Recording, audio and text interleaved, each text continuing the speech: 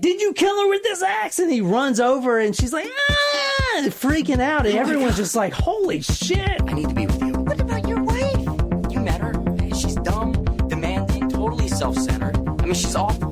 Awfully pregnant. Welcome, guys, to Talk Murder to Me, your favorite true crime comedy podcast, starring John, Nicole, and myself, Jen. So the Desperate Housewives, then did the Real Housewives show come out after that? It might have come out after, but I don't think it was related to that show. It's like two completely different concepts. Correct. One is reality TV. Yes. Bad reality TV. Guilty pleasure bad reality TV. Yeah.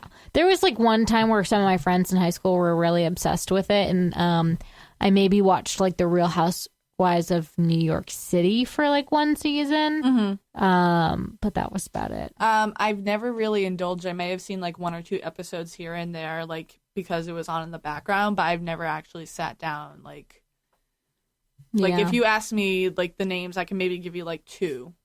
Well, so tonight we are drinking the Desperate Housewife. Let's take a little sip here. It looks weird. In our fancy martini glasses. Ugh, I don't like it. I like it. I kind of like it. It's pretty strong. Yeah. But it was actually even stronger, but I added some more juice to it. So it's rum, Cointreau, pomegranate juice, lime juice, and a cherry. What is Cointreau? Because I did buy that today. Orange liqueur. Shit was $30. We could have probably gotten away with the triple sec. Yeah. But that's all right. Say la vie. Say you will, say you won't, say you do what I don't, say you choose me. Say la vie. All right. Well, John, you ready for our favorite segment? Surprise shots, surprise shots. We don't know what they are because they're a surprise. Cheers. Cranberry vodka. No, cranberry something. It's cranberry. Cherry vodka. Jen's right. Cranberry vodka. That was delish. I liked it. Deep Eddy's cranberry vodka, made in Austin, Texas. Guys, I was right about something. That Nailed never it. happens. Every now and then. Distilled 10 times, and it's gluten-free. We did both guess the vampire episode. Kind of. No, you guessed it. Jen did not guess it. I said, Jen did say that there was going to be blood and guts everywhere. I mean, there's blood and guts in every episode. yeah, but not strewn across a room. If there was a winner, it'd have to be Nicole. Well, obviously. Thank you. You getting white girl wasted on your Desperate Housewife martini for a mom? You know what this drink reminds me of? What? Carly Simon's song, You're So Vain. How does the drink remind you of that? Because look at it. Clouds in my coffee. Yeah. Okay. All right. It really reminds me of a Cosmopolitan, but with rum instead of... Clouds in my coffee, clouds It's in getting my better. coffee, and you're so vain. It's like a martini, but with rum instead of Bet vodka. you think this song is about you. You're so vain. I'll bet you think this song is about you. Don't you? Don't you? Reminds me of How to Lose a Guy in 10 Days every time I hear this song. All right, I had some dreams. where are we going? There were clouds in my coffee. Come on, Nicole. New where are we Jersey. going? You got to answer the 3 questions. New Jersey. But- Okay, New Jersey. Same time, our place, location, time, murder count. Okay, New Jersey, 2014. And what was the last one? What happened? I think a lonely housewife in New Jersey is really, I don't know. I don't know what she is. She's not lonely. I don't know. But she is vindictive because she catches her husband cheating on her. And she murders him. Murders him or the girl that's cheating on him? Him, possibly both. At least him. At least the husband. That's a good guess. I'm going to go in a little bit of a different direction. All right. Utah, 2005. A Mormon coven of women are so depressed. Oh, shit. that Nice. they decide to murder the man of the house. Like Sister Wives? Yeah. You're going with the Sister Wife story? Yep. Mm-hmm. Yes. All right. I don't know what that is. How Mormons have like multiple wives. Oh, you think it's a Mormon And stuff? he's like torturing them, and like finally someone's like, "This is enough," and they kill him. We used to be Mormons- obsessed no, with that they like- show in college, Sister They Wives. like the one husband. Yeah, they do, but like he's I've so never abusive seen that like that never happened. Is it? Yeah. Also, Oh, he's abusive. Yeah. You know, I had some Mormon friends in the army. I'm telling you, Mormons are the nicest they people really you'll are. ever meet. You guys should have come with me to Book of Mormon last year. You would have loved it. you need to read the book Educated. It's about a Mormon girl and like her family. It reminds you of Glass Castle. All right, let me ask you something. What the fuck? Right? This guy was on a damn bus. What the hell is that shit all about? Oh my god, that was a fucking crazy story. We're talking about a Patreon story. It was I Okay. was literally cringing when I read it the Hang first on. time. Oh my god. Picture the guy from Gangnam Style. Sigh. Yeah, Sai. Psy. That's his name, Sai. Fucking shoot someone on a.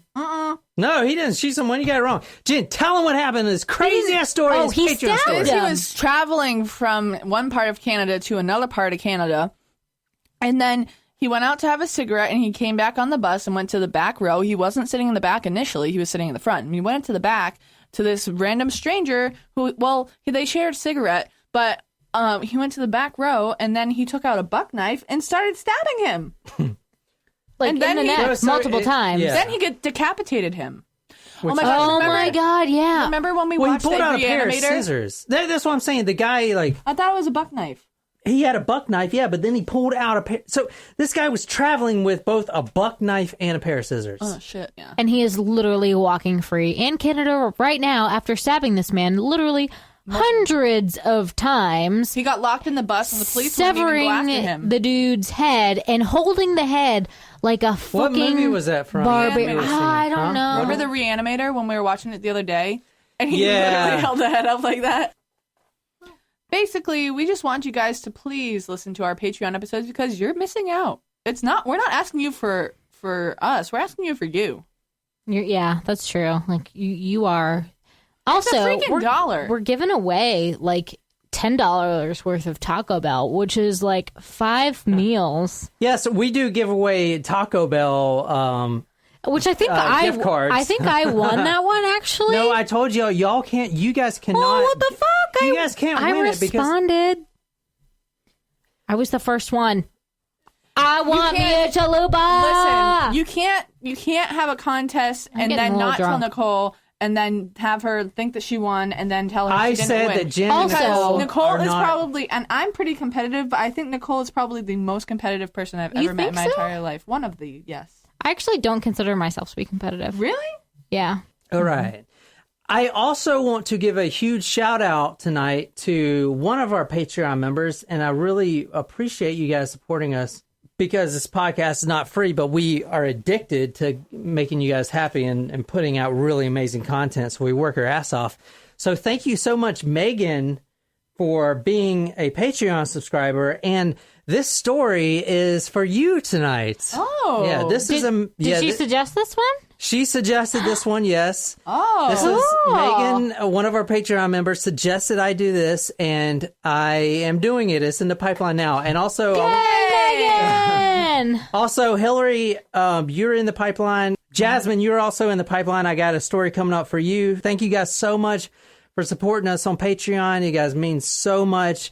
And I really hope you enjoy this story, Megan. So thank you so much again for We supporting us. hope that Thanks, it's as Megan. entertaining as you Yeah. want it to be. We're going to do it tonight for you up real Oh, good. man, is it right. in Texas? Yeah, it's in Texas. Come on now. Shoot. I did see yeah. that comment. So. Megan's from Texas, our I Patreon didn't see fans. that, but I know she's from Texas. Well, all I remember seeing was that she had one suggestion that was from Texas. Yeah. Oh. So, guys, if you want to have a story done for you, and if a lot of stories come in, I'll get to them, I promise. First, join the Patreon, and then you can either email John at TalkMurder, that's JON at talkmurder.com, or you can go to talkmurder.com, and I'll have a link that says, like, submit your own stories or whatever, and it'll go straight to me. The reason for that is I don't want the girls to know what the story is. I want it to be a surprise for them for, shock value and stuff like that. So, but I want to do your guys' stories, the hometown stories that you guys know and want to hear told by me. So the stars at Where in night Texas? are big and bright. Deep in the heart of Texas. That's for you, Megan. yeah, I've went through Texas once, and I love Texas is amazing. I've I've been been to several San times. Antonio, and I really like the Riverwalk. Texas is the first place I saw drive-in liquor stores. And I was Yeah. I was- I mean, down here. It's amazing. I like Texas a I lot. saw one of those in Florida too, in St. Augustine. yeah, so Texas. Shout out to Texas. We're going there tonight. And Where in Texas? Because going Texas to- is fucking huge. we're going to Wiley, Texas. Where's that? It's a smaller town. 19. Oh fuck! What you guys? 2000. I said I said 2014. Oh, fuck. 2005. 1980. Damn. Yeah, I know. It was Friday the 13th. Thank God it's Friday night. June Friday 13th, 1980 is when this story goes down. Alan Gore. Now, he's a smart guy. He's Al a Gore? genius. No, well, yeah. Yeah. Yes, Al Gore. Damn, I didn't even think about that. No, Alan Gore. Al Gore. He's very smart, as in he works with the radio defense program. I don't know, some like top secret government program. Alan Gore, he's in Minnesota. He went away for business. And his wife, Betty Gore, is still at home in Texas. Now, he's worried about her because she doesn't like when he goes out of town. Because she has anxiety when he leaves. She has all these, she's nervous all the time. She's jealous that Not he's jealous. gonna cheat on her. He's not the type to cheat. I mean, he's a very smart, intelligent scientist type. Well, those are the ones you never expect, but they sometimes wonder. Now, he's not the type to cheat. She's not really worried that he's cheating on her. So she's worried he's gonna die. So Betty Gore, 30 years old, just went through postpartum depression. She just had a baby, Bethany, still in the crib, whining and stuff. She went through depression. She still has depression. She was taking Valium and stuff like that, all kinds of stuff to calm her down. He goes to Minnesota. He wasn't supposed to go, but there was a computer problem, and he had to go back and fix it. He was only gone for a few days, but she was just a train wreck. So, I mean, he actually called her from the airport before he left. And then when he got to Minnesota, after the day's work, he went back to the hotel room, called her.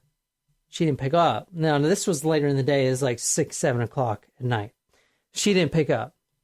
Called her again. She didn't pick up again. Now he's getting really worried because Betty Gore, his wife, was a stay-at-home mom.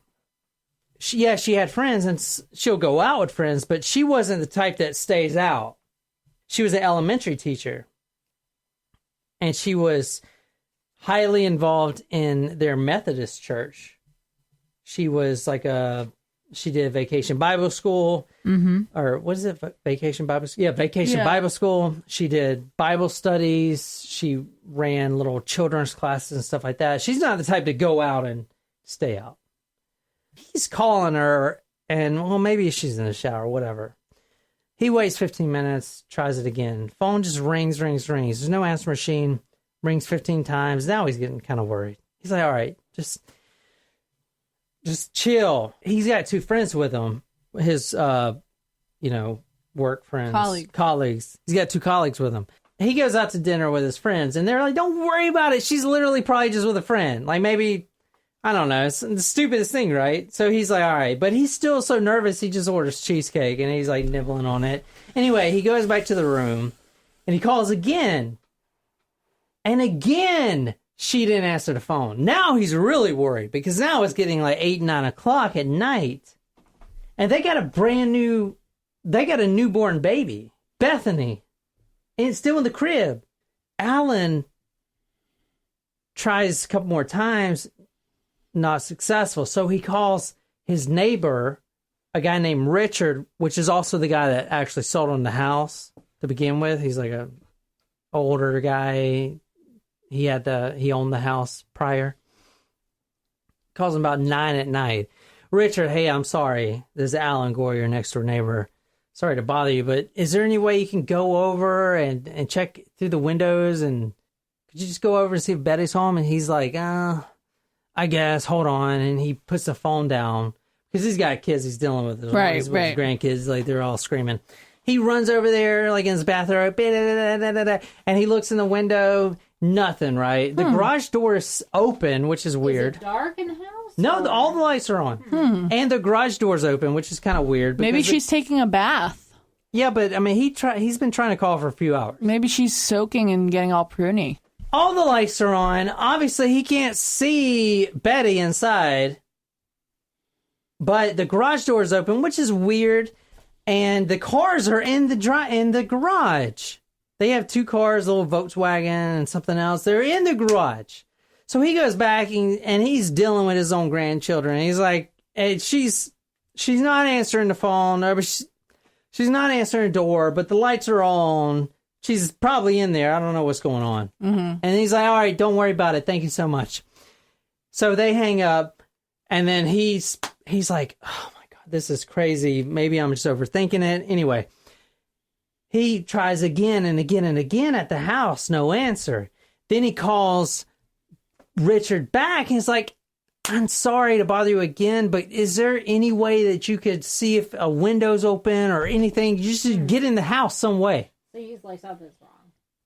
Something's wrong. Yeah. He's like, okay, that's fine. He was kind of aggravated, but he's like, whatever, I'll do it. How long was he in Minnesota for? Like, he just got there. All right, he killed her. End of story. Done. Chin. Richard goes back over there, and when right when he's about to get to the door, there's 2 other guys that come up, and he's like, what are you guys doing? Those 2 guys are also neighbors. Alan Gore called Richard, and then he called 2 other neighbors and said, hey, can you guys please go over there? So they all met up, the 3 of them. He's like, I don't know what's going on. Alan just called me. Like, we literally never talk. He never talks to me. Yeah, we're neighbors. I'm a couple houses down, but it's like, this is weird because I don't even know his wife, kind of thing. Like, yeah, I don't know what her habits are or whatever. But I guess we'll try to break into this guy's house. It's like 9. I am disenchanted with Mr. Al Gore and his internet.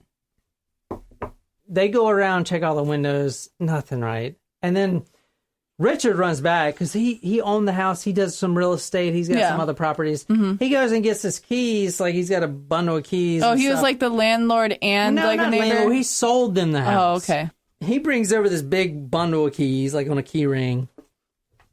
Goes up to the door, starts trying all these keys. Nothing fits, right? And then they go around. They're still checking the windows. And then he's like, fuck, nothing fits. And then he puts it back in. That's what she said. He's like, tries it again, and then he realizes he wasn't turning it the right way. So he's like, oh my God, this one works. Okay. So I got their key. Let's go in. So all 3 of them goes into Alan Gore's house. Lights are all on. It's kind of, and they're like, Betty, are you in here? This is your neighbors. They're walking around, opening doors. No, it's weird, like eerily quiet. The baby eventually screamed. And they ran into the baby's room and was like, what the fuck? The baby was sitting there. It had spoiled itself. Oh, no. It was laying in its own excrement. It was badly neglected. It was not where you would want your baby to be, especially your newborn. It's a newborn baby. So one of them picks it up, puts the baby on his shoulder, and is like, all right, go take care of this immediately. One of them runs the baby out, brings it back to one of the housewives in the area. Okay. Now, he gets back, and they're still checking doors. Like, Betty, are you in here? It's a nice house, too. Pretty recently built. 1974 is when it was built. Finally, one of them opens the bathroom, and there's blood everywhere. There's blood on the walls. There's blood on the shower curtain. There's blood all over the sink. And he's like, whoa, this isn't good. This is not good. This is not good. This is great. Everything's fine. It's fine. But there's no body. He was like, okay, well, maybe she hit her head and I don't know, she passed out somewhere. We just got to find her. So they're like frantically now checking rooms. I mean, the baby is neglected. They check a couple more rooms and then they open the utility closet and he's just in shock. And then he shuts the door and one of the other guys is coming in and he's like, no, you don't want to see what's in there. She's dead. And as soon as he says that, the phone rings. Eerily, just, it's the house phone. And he goes and picks it up and he's like, hello? Hey, this is Alan Gore. What's going on? Is Betty there? Let me talk to Betty. And then he's like, it's not good. This isn't good. It looks like she shot herself in the head. Wait, so it looks like she shot herself in the head, but how did she get from the bathroom to the utility closet? Well, we're going to talk about that. Blood everywhere. I'll describe the scene in a little bit. I'm going to save you guys. We don't get pictures? There's no pictures of this. There's some murder stories that have plenty of pictures, like the one last time with the Dracula killer. Some murder stories don't. I mean, it depends on if the cops release it to the public or not. Obviously, they call 911 immediately. The cops go there. Now, suicides, they happen all the time. Maybe that's why there were no pictures, because it was ruled a suicide. And Betty Gore was going through a lot. She was in postpartum depression. She had other issues too. She didn't like to be left alone at all. And Alan would go on all these trips. Abandonment issues. Alan would go on all these trips and stuff like that. And I'll talk a little bit about Betty later, but she was not well at the time. So the first thing that goes into Alan's head was, okay, well, she did it. She killed herself. And he tells his friends, so obviously he's going back home. Right, the next flight. Now the police get there. And they're going through everything. They try to kick everyone out, like everyone that's there. Like, 'cause, neighbors, they come over. And what's going on? What's going on? So they're trying to get in the house. The body was covered up. It was a gruesome scene. Gruesome. The body was covered up, sent to the coroners. Now, the cops spent all night there, detectives and everything, spent all night there. They were trying to recreate the scene. All right, well, shit, if she killed herself, then what? How's her blood in the bathroom? How's her, what the shit? There's there's a detached fingernail over here. Ugh. There's hair, bloody hair everywhere. So they're trying to process that. They send her body to the morgue. Alan is in his hotel room, trying to know what's going on. Now, his daughter, Alyssa, is staying with one of the church families, Pat Montgomery and Candy Montgomery. So Alyssa's staying with them. They were having a movie night and stuff like that. So he calls and Candy picks up the phone. And he's like, I don't know how to say this, but Betty's been shot. She's dead. And then Candy starts freaking out like what the fuck, right? Oh my God, having a starting a panic attack. And then he's like, it's crazy because we don't even own a gun. So she shot herself without a gun. What? Now, yeah, exactly. Where'd the gun go? The coroner gets in touch with the detectives. Is like, you don't have yourself a suicide with a gun. There was no guns involved. There's no gun in the world that can do this. What was it, dynamite? It was a 3-foot axe. What? An axe. The coroner found 41 axe wounds in Betty Gore's body. In the crime scene, they found a bloody fingernail. They found numerous blood samples. From different people or the same? I can't tell you that yet. They found a clump of hair from the bathtub. They found a bloody thumbprint. And they found several bloody footprints, a corpse, and a 3-foot axe that was covered in blood. Now, so what do you guys think happened? You think he killed him? Alan, you think he killed his wife and then left for Minnesota? It's usually the husband. Chief Detective Abbott, quote, "It was not premeditated. The weapon is too strange." I mean, it's an axe, right? You don't premeditate a murder with a freaking axe. Lucy Borden did. Because you gotta, it's not one hit, one kill. You gotta swing multiple times, right? That doesn't mean it can't be premeditated. Now, Especially if your victim is unconscious. the weapon is too strange. There are signs of terrible struggle everywhere. It was a crime of circumstance. Second, those footprints in the utility room don't belong to a man. They're too small. I think a woman did this, a woman or a kid, end quote. Oh. So, all right, the crime scene, blood everywhere, the corpse, I'm about to kind of go through what the corpse was like, completely destroyed. But would a kid have the strength to swing that axe? Yeah.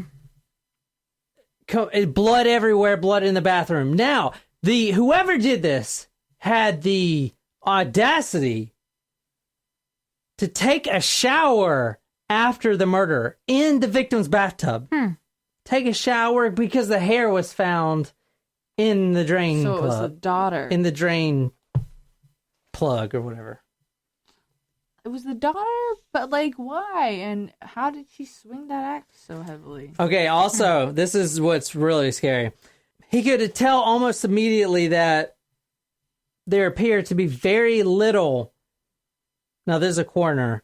Could tell almost immediately that appeared to be very little post-mortem wounds, meaning that the majority, about 40 of the strikes with an axe, were done while Betty Gore was still alive. She was hacked up when she was alive. What? Yeah. With a woman's shoe print in the blood. But like a child's footprint? Or a child, woman or child. Is too small to be a man's footprint. Well, unless it's a man with a micro penis. That doesn't necessarily correlate. He might just have small feet. Okay, so Which means small socks. the detectives figured, all right, this must be a sexual crime. Because A sexual crime. because Must there was be. overkill. Now, overkill is usually attached to a crime of passion, right? So you just, like, I love you, but Yeah. I hate you, and I just keep hitting you. Okay, this was overkill. You don't hit someone with an axe 41 times. That is overkill. And an axe is an intimate object. So, like, if you shoot someone, that's not a crime of passion, but an axe you're getting right next to him, and you're feeling the blows and the heat and the passion and the axe and the... It's a crime of passion. And axe murders are one of the most rarest murders out there. Not many people get murdered with an axe. Now, I do want to point out a very weird thing. Within all this chaos and all this blood and just gruesomeness, there was a Dallas morning newspaper, and it was open to the entertainment section.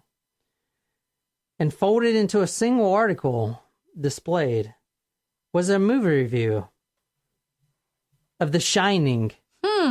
Interesting. The Shining just came out, actually. It was a Really? psychopath, Shining, Jack Nicholson. Oh, yeah. The scene with the Psychopathic axe murderer. Uh-huh. It was folded up as it was on display. Huh. So this may have been premeditated. The coroner noticed the wounds were pointed at the top of the head of Betty Gore.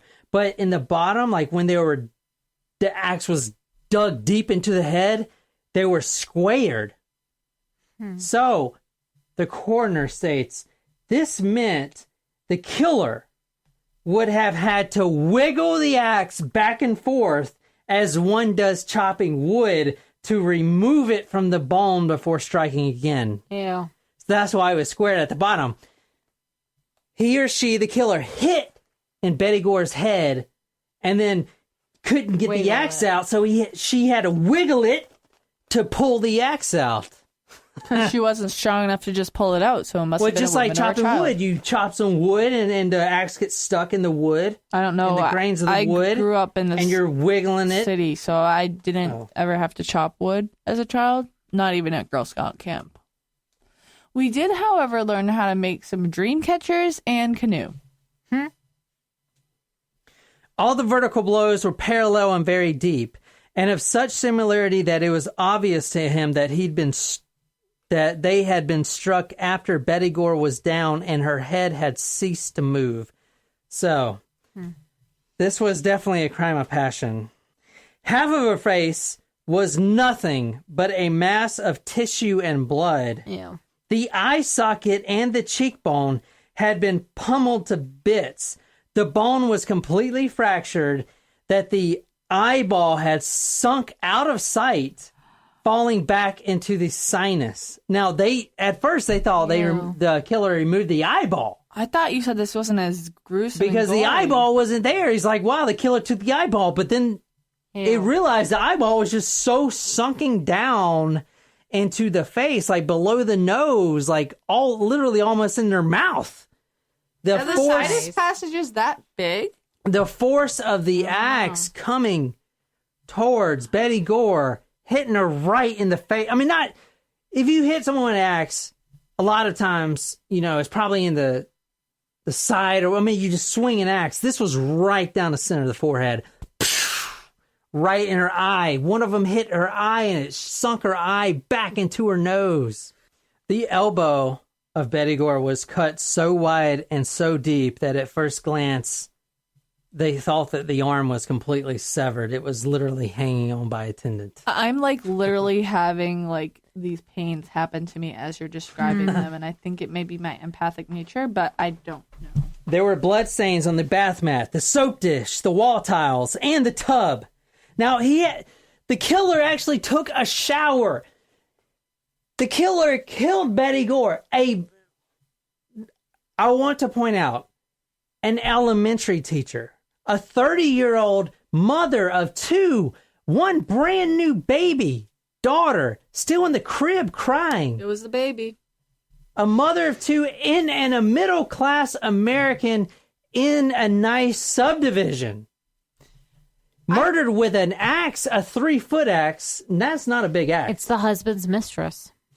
I have to say that whoever it was must have felt comfortable enough with the family or in the house to have taken that shower. I feel like a random murderer or someone, even an acquaintance, would not have felt. Is the husband's mistress the nanny? Yeah, maybe. Maybe it's the babysitter.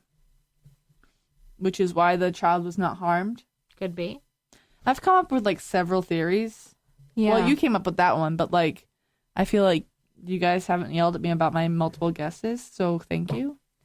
Our story keeps evolving here. One last thing. But I don't mean to interrupt and be background noise. The coroner noticed that the last 7 blows, and this is the last I'm going to talk about the murder. The last 7 blows were actually so deep and struck with so much force that they had fully penetrated the skull, gone all the way into the cranial vault, causing a good portion of Betty Gore's brain to seep out onto the floor. Nice. Lovely.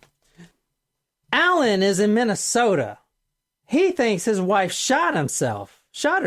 She's been having all this depression issues. She's been going to the doctor for all these different ailments. She's got, what is it called? Where postpartum depression. They're not postpartum. Well, yeah, but she's got where you develop all these things, but it's just stress related, she'll go into the doctor for stomach aches, but it's nothing wrong with her. It's just her stress level is causing that.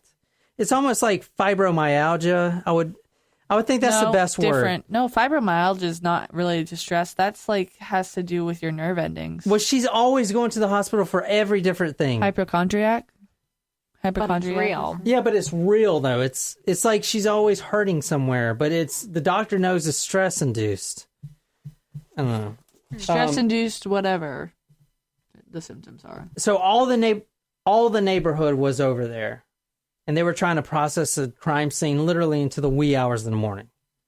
Now, once the news got out, and it got out pretty quick, that there was not just a murder, or not just a suicide, but an axe murder, the media outlets and the newspapers went wild because an axe murderer you never see. Okay, that's the shit you see in movies. So that is great for selling papers. Yep. Not only that, but an elementary teacher who is also a Sunday school teacher, who is middle class, a white American living in a brand new home in the suburbs, murdered, hit at least 41 times with an axe while she was still alive. Tell me that will not sell some damn newspapers. They went crazy. The media stormed. They were at the house every day trying to get pictures of the grieving husband, trying to get pictures of the cops, all the crime scene. I mean, it was everywhere. I've got like literally 100 newspaper articles about the shit. It was all over the place. Now, that caused a major panic within the town because the media didn't know about the footprints, about the small footprints. They just knew that it was a freaking axe murderer. And this is during the 80s. Everyone's run to Home Depot or whatever and buying double bolt locks for their doors. They're buying guns. I mean, there's a freaking axe murderer on the loose. Right? Mm-hmm. They just think everyone's like not even leaving their house. They think there's axe murderers running around the neighborhood. Yeah. Crazy, right? Mm-hmm. Yeah. Obviously, the husband, right, is the suspect. Always. It's because it's always the husband. Well, Alan comes back. Poor Alan. He gets interrogated. Even we judged him. They're straight up with him. It's like, all right. Okay, it's a little odd, Mr. Gore, that you leave for Minnesota a few hours before your wife is literally dismembered in your utility room of your house. Is that not weird to you? Also, like with the timing of it, like it very easily could have been him. Yeah. Now, he could have been calling all those people to his house. Maybe he was standing on stilts with tiny feet. Well, he had an alibi for being in Minnesota. Does that correlate well with the time of death of the body? It did, yeah, because he was in Minnesota around 9 o'clock in the morning. Now, he told the police that he was really worried about going to his business trip because Betty, every time he leaves, she breaks down. And in fact, the last time he saw his wife was when he was driving off and she was sitting there crying because she didn't want him to go. Right? Because he knew that she may not, she wasn't in her right mind. That's what he told the police. She wasn't in her right mind. But what's the motive? They're both highly involved in the local church. It's a Methodist church. Now, they're both in the choir. They're both highly involved in all the teaching and stuff. And she's an elementary school teacher. Now, I want to tell you, Alan Gore is not a very good-looking dude. I mean, he's got a receding hairline. He's smart. He's got the intelligence thing going on. Created the internet, so. But he's not very...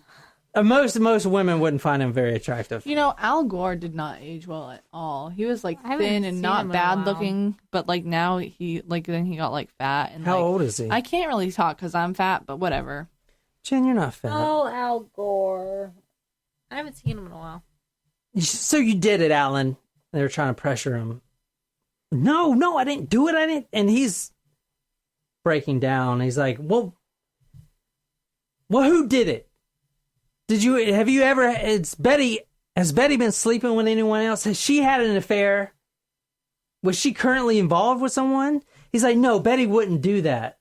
That's what he said. No, Betty wouldn't do that. But he would. Okay, Mr. Allen. Would you do that? Oh! Damn. And he said, The nanny. He says no, but They always say no at first, them fuckers. but he calls the detective because there was 3 guys in the room. There was some. This case was so infamous at the time. You guys weren't even born. Neither was I. Okay. That not only did multiple police agencies get involved, but the Texas Rangers. Oh. Chuck Norris himself got involved. You know, they got involved in it. So there was a Texas Ranger there. I'm not really sure I don't know what they do, but they're they like the sound pretty cool. Mounties, except in Texas, right? So the Texas Ranger was there, and Or are they like the state police or something? so he calls the detective 6 a.m. He's like, I wasn't quite honest with you about one thing. He was getting it in. I did have an affair with a man. Candy Montgomery. The nanny. No, The babysitter. the friend that was watching Alyssa at the time. Alyssa. Alyssa that was watching Alyssa at the time. Okay, Candy okay. Montgomery. All right. Well, I kind of consider that to be a nanny. Yeah, Now, let me she's tell you a little bit watching. about Candy, right? Because Candy was interviewed Candy too. is such a fucking stripper name. Man. Candace is the full version, I think. Yeah. So Mr. Al, he was having an affair with, what's her name? Candy. Candy, Candy Montgomery. who is watching Alyssa for the weekend. Yeah, so they How were. long have they been dating? Or sleeping together, whatever. How did they meet? Well, they both go to church together. They go to the United Methodist Church. Haha. See what I did there? Oh, yeah, that's funny. Now, let me tell you a little bit about Candy before I get into that. Is she a part-time stripper? No, but Montgomery is a famous family name. They had a department store named Montgomery Ward. Candy was an army brat. She's been everywhere, bouncing around. Her dad was like a radio technician in the military, so they went to every different base. Now, when she was young, she was really cute. She was blonde. She was very extroverted, always hanging out with the guys, a tomboy, if you will. Now, she had an older sister named Joy that was kind of a bad influence on her. She's the one that taught her about sex and stuff like that. Now, once Candy figured out what sex was, She wanted it. she loved it, right? So Ew. her first hookup was with a guy named Chris. Nicole, if you can read a quote from Candy about her relationship, where it starts with a pink. Actually, we went to the car with him. Would be more appropriate since it was the back seat of his Ford. I was very disappointed. From all the trashy novels I had read, I expected fireworks and explosions to be all quiver and with lust. I'd certainly wanted him before he actually entered me, but afterwards it was a big letdown. Oh, it felt good, and it didn't hurt like I expected it to, but it didn't feel as good as I thought it would. I wondered afterwards if my eyes were all glassy and my cheeks rosy like in the novels. It got better, though, as time went on. We became more experienced and experimental with each other. Not that she was a hoe, but, she was, Kind of a hoe. kind of a hoe, yeah. So she married this guy named Pat. Pat was a very, very bright electrical engineer. And he actually worked for a little company you may have heard of called Texas Instruments. Ah. Yeah. My So- calculator. Uh-huh. Yeah, I know. I still have my calculator. My They make some scientific badass calculators. I was- TI-83. yeah. I never got the graphing calculator one. I had the blue one with the white cover.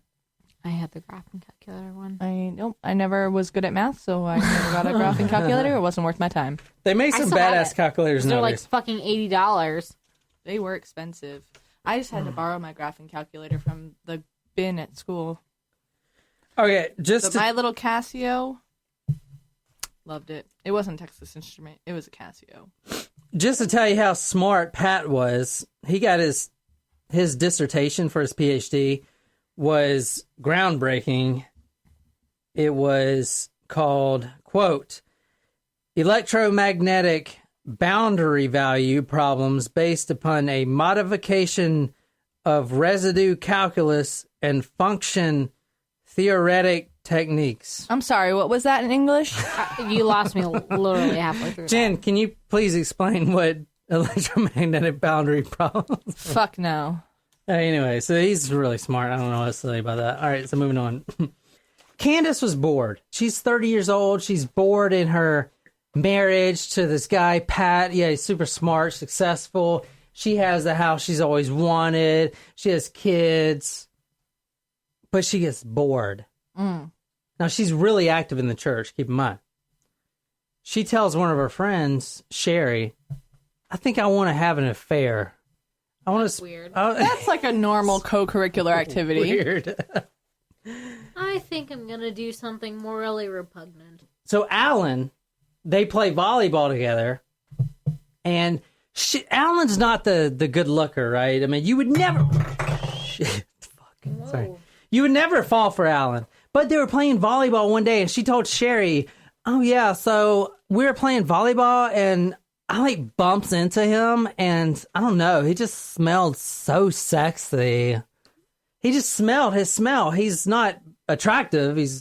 Women are attracted to smell. But the smell of the body odor in his armpits, she went right into the armpits. So women, like, if a woman doesn't think that you smell good, like, you won't, like there was this one guy that I really liked, but then, like, I smelled, not like went up to him and smelled him, but like, you know, I got caught a whiff, and I was like, I don't know if I could like date that. It just wasn't a mix. I mean, yeah. You know what I mean? All right, so Candy right now, almost 29 years old, and totally honest with herself and sexually frustrated. She wanted an affair, and she was going to get an affair. That was like what her mind was set on. She was going to have an affair. That was like... Good life choices. Golly, I'm going to do it. Anyway. Good for you. New Year's resolution. She bumped in... Go, Candy Cane. She bumped into Alan Gore, the computer technician. That was also friends with Pat. I mean, these wives and husbands were friends with each other. They went to the same damn church. Sure, it's all a little neighborhood. Now, she approached him, Alan, and just was like, I just got to tell you something. I'm attracted to you. And then she like ran out like a little high school. Will you date me? Check one. Yeah. So he thought about it. Like, what the fuck was that about? And anyway, he called her a few days later and was like, meet me at this, like behind this little auto parts dealership and we'll talk. So Candy proposed the idea once they met. Okay, you're married to Betty. I'm married to Pat Montgomery. Let's have an affair. Now, the affair didn't happen for another month because Alan went through this whole cycle of not knowing if he wanted to do it. Yeah, he was attracted to Candy, but his wife was pregnant. His wife had, actually when he left for Minnesota, that's a good point. One of the reasons she was like freaking out is because she had missed her period for 2 weeks. Oh no. I'm not saying she was pregnant. We don't know if she was ever pregnant, but she may have been pregnant, which may have been, caused it. But anyway, so anyway, Alan goes through this whole thing. Like, I don't know if I want to. Like, anyway, he comes over to Candy's house, which is also Pat, and she's a mother too, and she's like has these little Venn diagrams of like the pros and cons of having an affair. Oh my god! Yeah, it's this whole fucking thing. And like it's like little freaking middle schoolers. They go for a month doing this back and forth. Like, should we not? I really like you, but do you like me? They call each other all the time. So finally, they were like, let's just meet at a hotel and then we'll see if it goes down. They met at this hotel. It was kind of more expensive hotel. And it was really awkward at first. Candy had made some beef teriyaki steak and they ate lunch together. This was during the lunch break because it's not like they're meeting at night. This is during Alan Gore's lunch break at his workplace. And when Candy has already dropped off the kids at school and she has a 2-hour break between doing mom stuff and then picking up the kids again, right? So, including Alan's kid, Alyssa. Remember, the whole time the affair's going on, she's babysitting that girl, that 8-year-old girl or whatever. So anyway, they meet at this hotel. It's this whole fucking thing. Eventually, they do hook up, and They do the deed, yeah. that they do the deed. And after they had sex, she was very pleased. But now he was really inexperienced. Read that. He wasn't very interesting in bed, and he was certainly quick about it. But he had an advantage most men didn't. The most perfectly shaped penis Candy had ever seen. I don't understand what she means by shape. Got that eggplant emoji.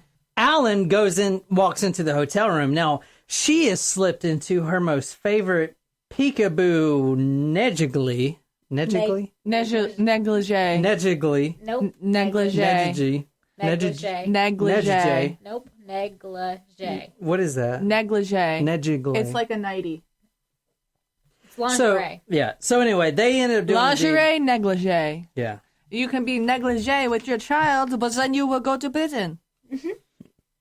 Now, Someone the get me affair a can lasted. Apollo. The affair lasted about 8 months. It's a long time. Yes, a long time. Pat didn't know anything about it. Betty didn't know anything about it. Sucks. But now both of them started getting feelings for each other, which is one of their rules. And then It's like pretty Alan- kissing on the lips. Alan started saying, I really don't want to do this anymore. It's not fair to Betty, my wife, that I've been fucking banging you and I have a wife with a baby. Like, oh, it's not fair. I want to take the moral high ground now. I don't want to be with you. They've been meeting at this place called the Como Motel. It's some shady ass place. So they paid high price the first time for a nice hotel. Paid by the hour. And then they started paying dirt cheap at this place called the Como Hotel. It's fucking shady as shit. Still in business is fucking shit. Okay, so Alan's like, I gotta break out this fair. Our church, the same church she goes to, is called, they do this thing called marriage encounters, where you go for a weekend with your spouse that you're having problems with. Like a and- retreat. yeah, it's like a retreat.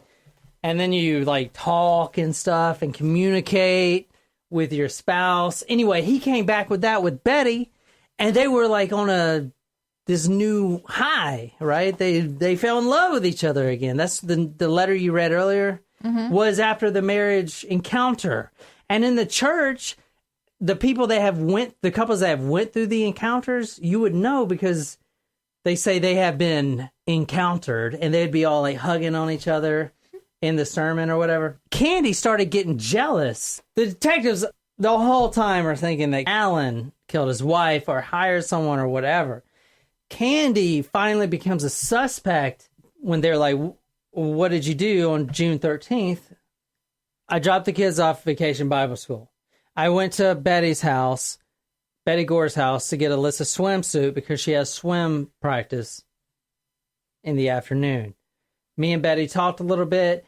Betty gave me some peppermints and said, Alyssa doesn't like to put her head underwater, so when she does, give her a peppermint because that's how we reward her. So she took peppermints. Then she went to Target because she had to get birthday cards for Dad.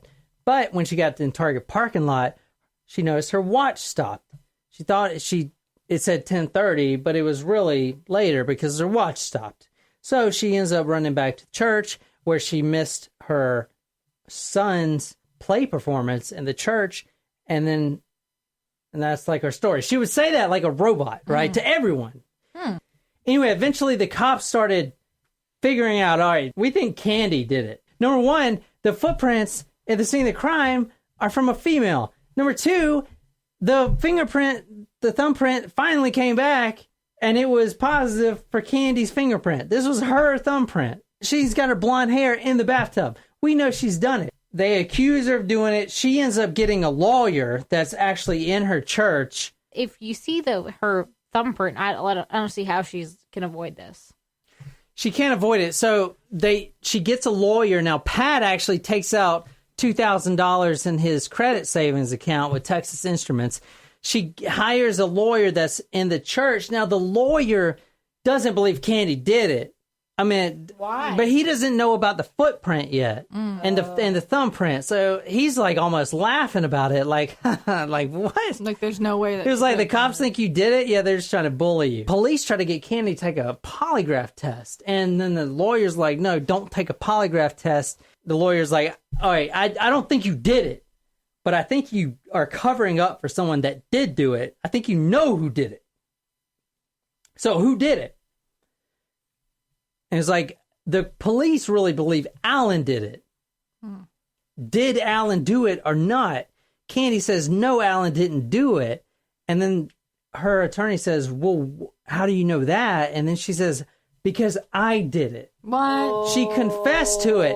Now, she says, it's not like I meant to. It was self-defense. That's what she says. Well, just listen, right? So self-defense. Bullshit. So what happens when you admit it to your lawyer that you did it? Like, does it matter? They still have to defend you, obviously, but like, do they still be like, not guilty? Client attorney privilege.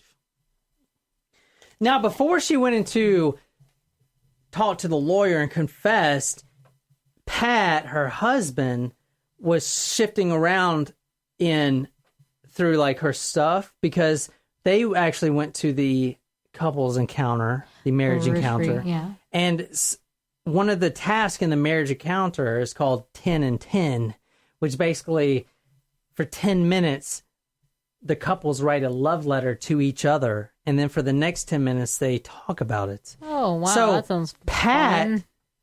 the scientist, a very, very good guy and very devoted to his wife, has never cheated on his wife, was so infatuated by Candy, his wife, that he would reread these letters multiple times.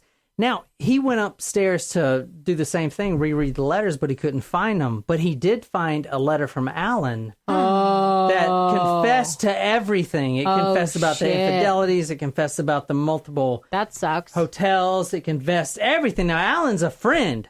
Oh, So he thought. Now, not no mo. yeah, Not so... no mo. No, I confess that. Well, what did he do when he saw that? Did he flip his shit, or he's like a good person? He called her friend, her best friend. She's a hair salon stylist, and she's like, "Tell me what happened. Is it still going on? Is she still having an affair with Alan?" And then Sherry's like, "No." She's like really serious now. "No, it was a one-time thing. It only lasted for a few months. She hasn't even been with them. A one-time thing that lasted for a few months." That's not. She just couldn't find herself. It ended about 8 months ago. She found it in his penis. No. His perfectly shaped penis. Yeah. What the fuck? So anyway, this is what drives me crazy. When Candy gets home for the day, Pat, already knowing the news, doesn't tell her, but writes her a letter that says, I found this. So he gives her this letter, and then he goes upstairs. Is like, when you want to talk about this, come upstairs and I'll be there. And of course, when they finally do talk about it, her husband, Pat, is like, it's my fault. I haven't been there for you. And come on. and it's bullshit. Anyway. Shit. And that's not the only affair that Candy has had. But let me get to the meat and potatoes real quick. Candy's defense attorney did something really smart. He hired a guy, a hypnotherapist that usually deals with like multimillionaires and stuff like that. He's very well, like renowned and well known. He puts Candy under like hypnotherapy, right? When I snap my fingers, he says, you will begin experience and relating a time to me as you go through it. 1, 2, 3. And he snapped his fingers, and then they go back to the day, June 13th. The moment that it happened. Oh. Now, it takes a couple sections. This is hours and hours and hours and hours of hypnotherapy. Right. Now, this, keep in mind, the defense lawyer put her through this because Candy said, I killed her. She tells that to her lawyer. I did it. I killed her. But I don't remember anything at all. It was self-defense, but I don't remember anything. That makes sense. So they hire this hypnotherapist. She goes to the hypnotherapist, spends hours and hours and hours with him. And in the hallway, they can hear like screaming and yelling, all kinds of stuff. Inside, snap my fingers, 1, 2, 3, you're back June 13th around noontime. Kenny Montgomery drives her station wagon to Betty Gore's house. She leaves her kid. She's got to go back, see her kid do his play in the church. But she's got to go pick that swimsuit up from Alyssa, from Betty, because Alyssa, Betty's daughter, has swim practice, and she's going to take them, and then after that, she's going to take them all to see The Empire Strikes Back movie, Star Wars. Right. And that's what she kept saying like the whole time. She gets to Betty's house. Betty's like, come on in. You know, and they're good friends. So she goes in there, and they make small talk, and they have new puppies. Betty and Candy goes out there and plays with new puppies and all this stuff. She gets a swimsuit, and then they're both sitting down drinking coffee, and then Betty, out of nowhere, says, "Are you having an affair with Alan?" Oh, shit. And Awkward. Candy's like, "No." Wow, she denied it. And then she says, "Have you ever had an affair with Alan?" Oh, okay, like, because Yeah. it was over. And then Candy's like, she said, "Yeah, but that was a long time ago." Now, Betty, according to Candy, says, "Okay, I'll be right back." She goes into the other room. Now, Candy's sitting there on the couch. It's like, what the fuck's going on? Now, this is what she's reliving in her hypnotherapy session. Yeah. She's sitting on the couch, and all of a sudden, Betty comes back into the hallway, and all she hears was this clink, clink. She puts an axe down on the floor, like Betty the big does? metal. Yeah, the metal handle. She's holding an axe and kind of clinks it down on the floor. And then Candy's like shocked, like, Betty, what's going on? And Betty's like, "You can't have him. He's mine." And then Candy's like, that was a long time ago. He's yours. I don't want him. And then Betty says, "I'm pregnant again. Oh. And he's mine. You can't have him." Candy repeats, "I don't want him, Betty. I don't want him." And then Betty breaks down because she's got all the problems and stuff. She breaks down, starts crying. Candy goes over there, says, "It'll be okay." And she puts her arms around Betty. As soon as Candy puts her arms around Betty and touches her skin, Betty flinches and throws her hands off, pushes her in the chest, and Candy goes back and hits the floor. Now, when Candy's coming to, trying to get back off the floor, she sees a big axe coming towards her face. Oh, shit. Yeah. She dodges the axe. She doesn't get hit, and the axe sticks in the floor. She gets up, and there's a struggle. Now, she's trying to, number one, get out of the house or get this damn axe away from Betty that has obviously went crazy. Right? Now, this is all in the hypnotherapy session. She didn't know this before she went into hypnotherapy, if you believe that. She went to hypnotherapy, and now she knows all this stuff. So, keep that in mind. They struggle with the axe. She hits Candy in the toe, which her toe was cut, and the cops noticed that. And she also had all these other bruises. Candy was a lot smaller than Betty. Gets the upper hand and hits her once in the head, and it was like a pop. Ow. In her head, it was her skull cracking. But Betty, still screaming, "You can't have him," stumbling around with a gaping hole in her head, runs at Candy again and tries to get the axe to try to take the axe on her. Oh, my goodness. And they're struggling again. Candy hits her again.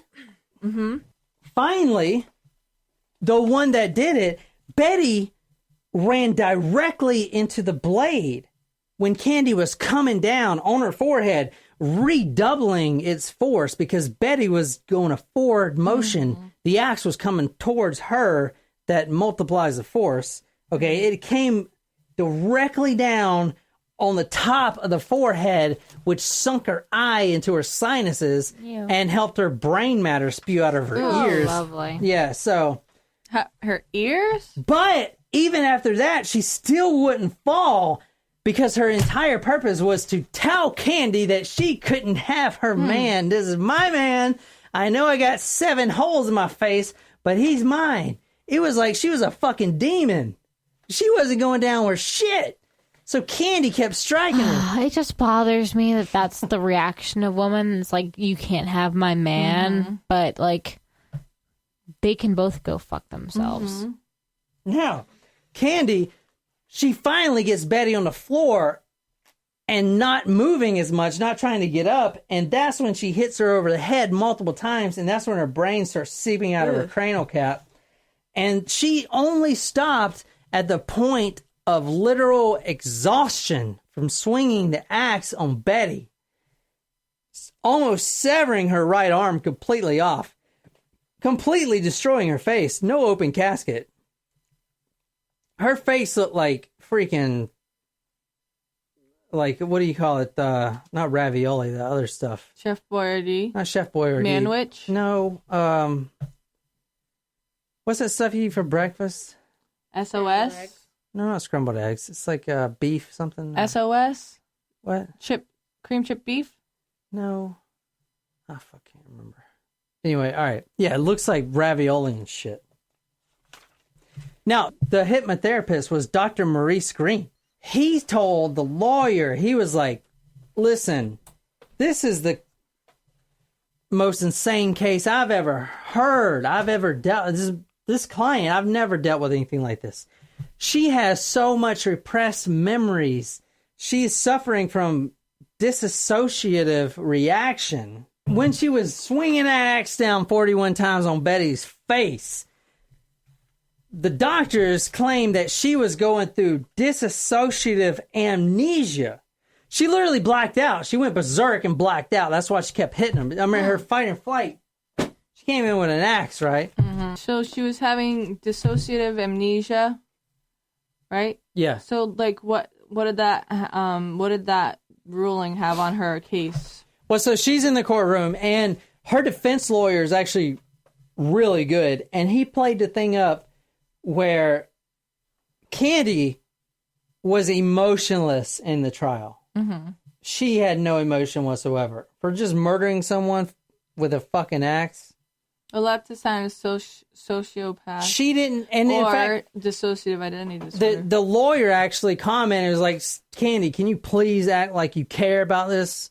You know, everyone thinks you're a murderer. Mm-hmm. So she's sitting in the courtroom, and they bring up this whole hypnotherapy stuff. So that's what the prosecution was like, listen, yeah, okay, she may have been out of her mind, but she left a crying baby to die in a crib. Yeah. And then she takes a fucking shower. Right. And does her laundry because she's got blood all over her. She washes her clothes and then goes back to Sunday school and pretends nothing happened.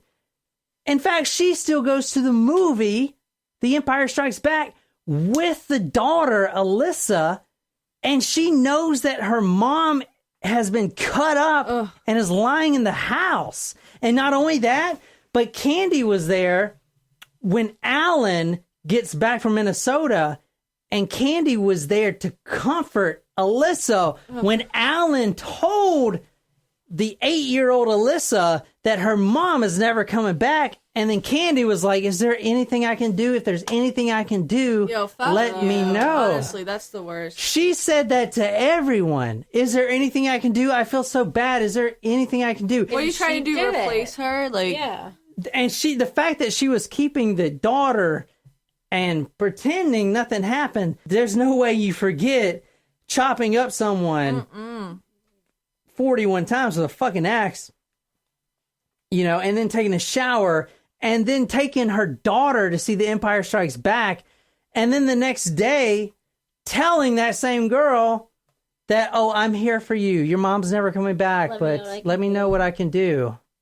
All right, so let me read some of these newspapers. So the defendants' lawyers start the campaign of self-defense. Accused axe murderess Candace Montgomery sobbed openly as her attorney swung a baseball bat over his head in a dramatic recreation, he says, demonstrates his client acted in self-defense. Here's what he did. He's like, Candy, you killed her lawyer. It's like, Candy, you killed her. You murdered Betty Gore. And she's like, yes. And she's emotionless. Yes, I murdered her. And he's like, all right, you killed her with an axe. Yes. Then the defense attorney picks up the axe And then he runs over to Candy. He's like, you took this axe? Like, almost like he's going to hit Candy. Like, you murdered her with this axe, like shaking it. And then Candy freaks out, like, oh my God. Yes. This whole show. And then they heard the hypnotherapy sessions, and it was awful. And she was screaming, Betty, please. Betty, no. Just awful. Like, I don't want him, Betty, no. And she was going through, like, the motions of hitting her, like, with the axe, like, over and over. And all the jury heard this. It's like a crazy woman. But she was completely emotionless until her attorney got that axe, the same axe with the blood still on it. And it's like, did you kill her with this axe? And he runs over and she's like, freaking out. And everyone's just like, holy shit, this woman's fucking batshit. Yeah. So, I mean, it was probably a fucking sight to fucking see, man. For real. This was all over the fucking news. Huh? Yeah, so how did it end? All right. This is Candy and her husband. Go to talkmurder.com to see a picture of Candy and her husband, Pat. The jury deliberates and they hear all this testimonial from the doctors and all this stuff. Anyway, they come back, the jury, the courtroom, there's lines waiting out. This is the biggest case in the nation. Because think about it. An axe murderer, which you never see. Right. Not only an axe murderer, but a female axe murderer of a elementary and Sunday school teacher in a middle class family in the burbs. That doesn't fucking happen ever, right? And to the brutality of this, where she actually like took a shower and the chick's eye wasn't even there anymore. It was like weird. Completely crazy. Yeah. Anyway, the jury comes back. Candace Montgomery, we find you acquitted. What? She got completely off. No. What? Yeah, she got completely off. Are you kidding me? Yeah, she got completely off because they said that she wasn't in her right mind. I don't understand. I don't understand the insanity play. Let me see. Neighbors don't get it. Neighbors described the murder scene. Neighbors of Betty Gore Wednesday detailed the bloody scene they found when they entered Betty Gore's unlocked residence. I saw a massive amount of smeared blood on the floor and an axe on the floor. I just don't get it, though. I don't get it. I don't get it when people say that they, like, did things like that and they get away with it. She was acquitted, and Pat stayed with her, even though she admitted to another affair. What a dick. And Candy, it wasn't like, oh, I bumped into someone and it was just a fling. It was just, like, random. Like, she was looking for to have an affair. Like, that was her hobby. Right. Anyway, so she had more than one. They acquitted her.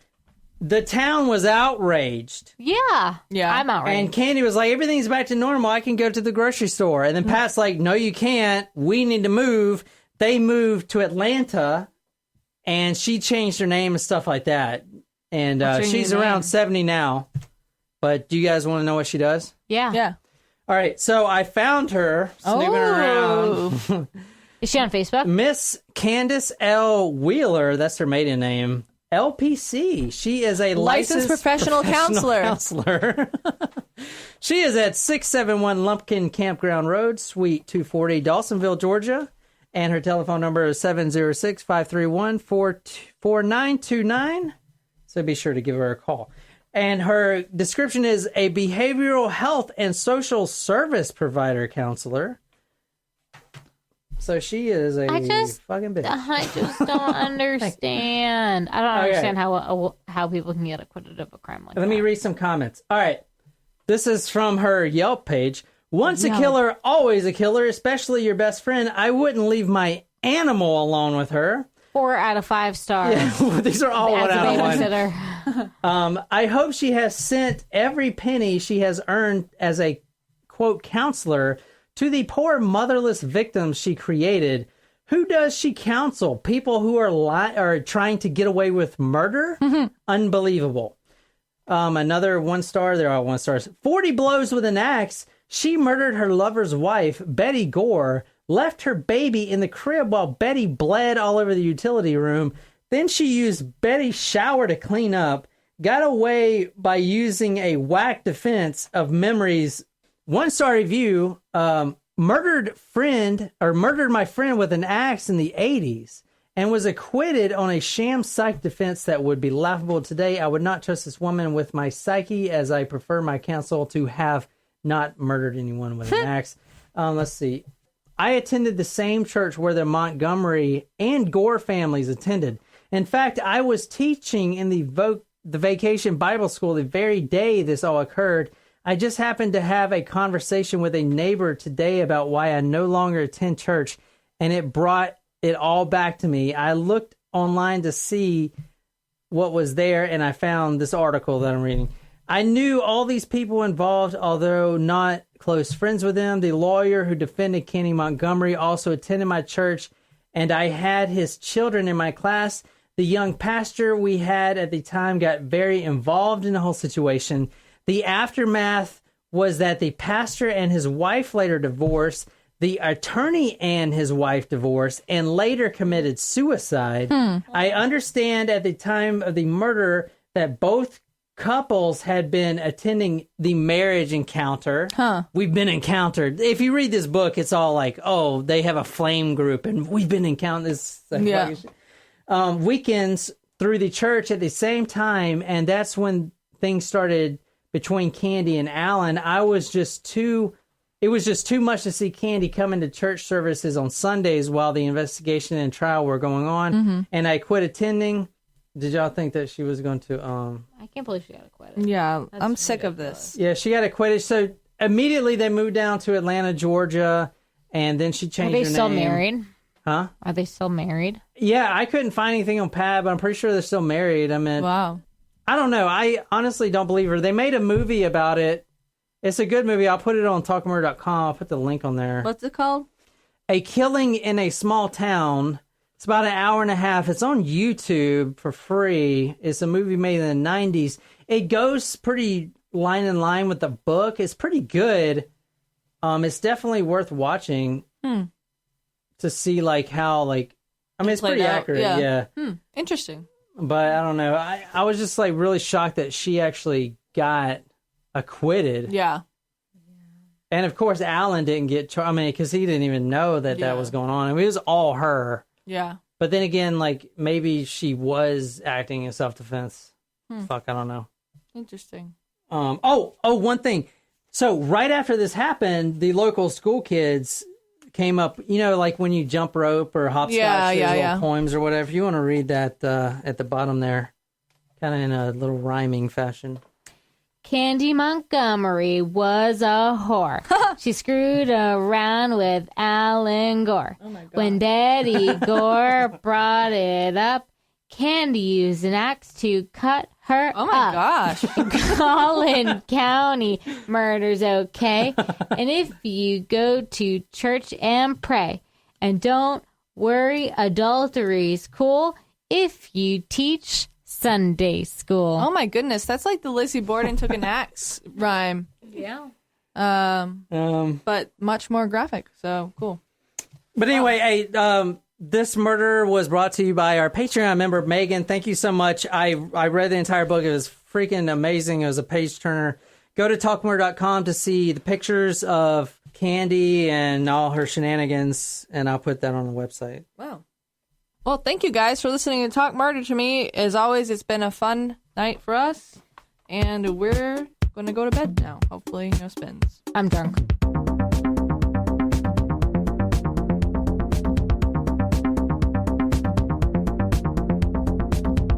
I didn't eat dinner tonight. I'm going to get fucked. Not fucked. We will decide where to go then.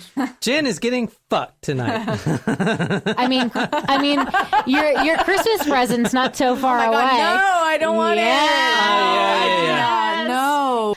All I want to say about that is, hey, another public shout out to our Patreon subscriber and number one fan, Amelia. Julie. Oh, Julie. Julie, who stood up for us and stuck up for Jen and myself for someone who called us background noise. So, Julie, we love you. You guys hear that? Sounds like background noise. Fuck you. Julie. Also, Julie, I don't have to tell you. Julie, send me an email. Tell me what story you want to hear, because you have been with us since day one. Yeah. So hey, this goes out to this episode. The is girls for in the Amelia. background. The girls Excuse in the me. background. We're just and the other John, comment. Diana Ross, and we're just the Supremes. It's fine. Guys, this episode is brought to you by Amelia, our biggest fan right now. Who would give us a 5-star rating if the woman in the background would just shut up for 5 minutes? Which then we got 3 stars. Her name on iTunes is like 27. We memorized it. You will forever be our favorite hater. You know what's crazy? Like, she's such a hater that she made an iTunes account for this review. Her iTunes name was made like she made that for us. So thank you, Amelia, for going out of your way to make an iTunes account just to rate us. You are our biggest fan. We love you. Do not forget to join the Patreon page. It's only $1 a month. $1 a month. Jen, why are you flipping me off? Because I don't like your attitude. Jen, you are a Christian. You don't flip people off. I'm a Catholic, and I'm allowed to express my views, and I will express my need for forgiveness next time I go to confession. I love cherries that have booze in it. Okay, let's order pizza now and get out of the way. No. If we order pizza, no. I hate Domino's. Domino's sucks and Papa John's sucks. It's got to be Pizza Hut. I think that was a dig at my accident the other day. It was. You know what, John? I don't wish this upon but my worst enemies. But I hope that you get a massive case of diarrhea. John, I did. I said it. I hope that you get diarrhea.